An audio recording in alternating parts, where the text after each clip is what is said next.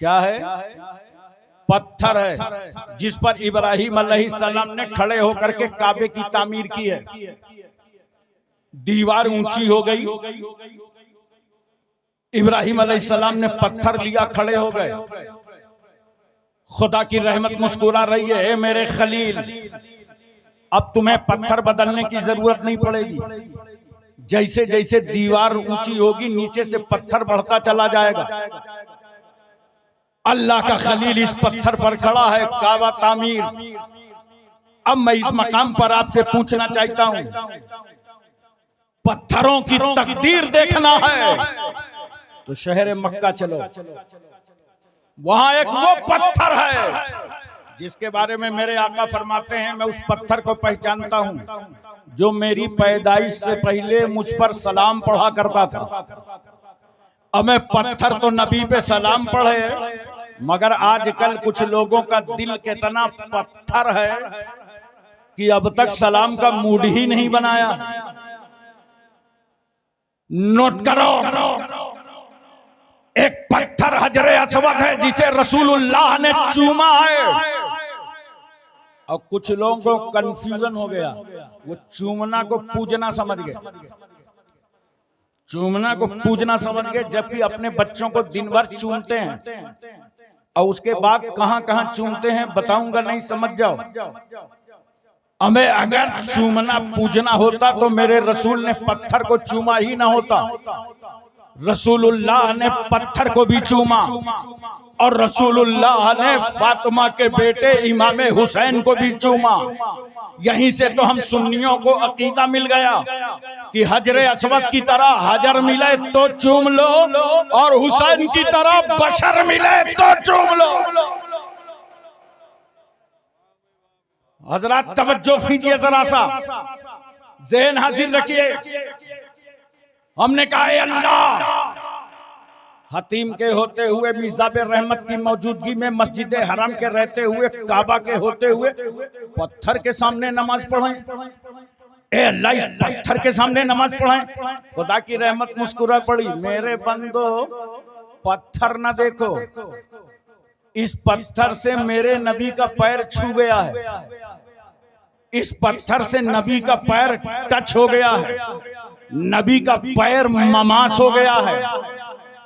अब मुझे बताओ, एक पत्थर से, तवज्जो चाहिए, एक पत्थर से अल्लाह वाले का पैर छू जाए तो उस पत्थर की इतनी ताजीम, तो जिस कब्र में अलाउल हक पंडवी लेटे हों, नूर कुतबे आलम लेटे हों, मखदूमे सिमनानी लेटे हों, अशरफुल औलिया लेटे हों, उस कब्र की ताजीम का आलम क्या होगा।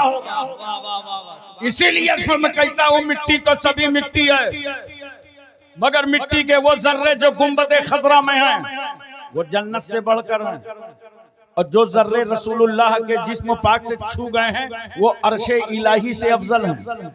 तो जिस रसूल की खाक का ये आलम हो, उसकी जाते पाक का क्या आलम होगा। एक बात बताओ मोहब्बत के साथ, अल्लाह ने पत्थर के सामने नमाज पढ़वाया क्यों?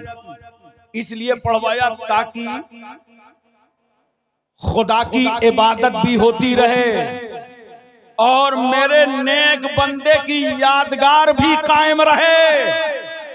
कहां है यादगारों को मिटाने वाले, कहां है उर्स के खिलाफ बकवास करने वाले।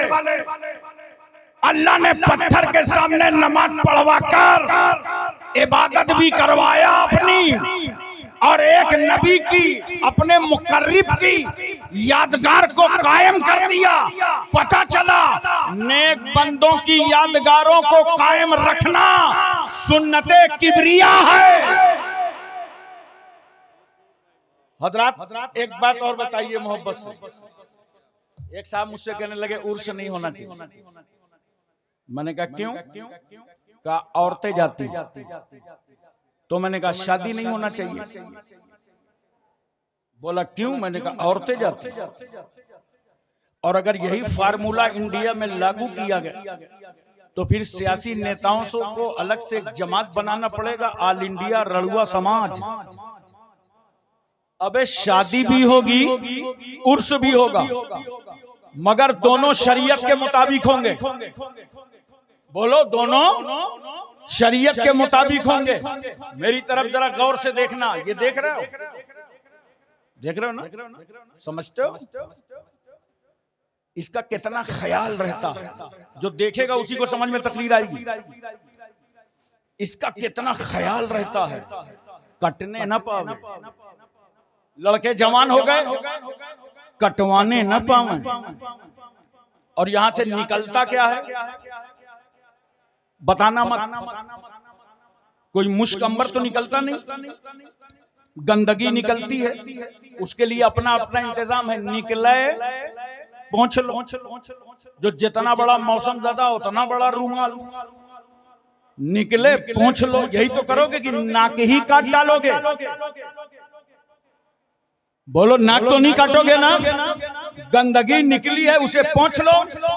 याद रखना, शादी हो, उर्स हो, इनमें जो शरीयत के खिलाफ रस्में हैं, इन रस्मों को मिटाया जाएगा। उर्स कल भी हो रहा था, आज भी हो रहा है और हमेशा होता रहेगा। ये उर्स ही से तो इस्लाम फैल रहा है। बोलो मोहब्बत से सुभान अल्लाह। बुजुर्गों के आस्थान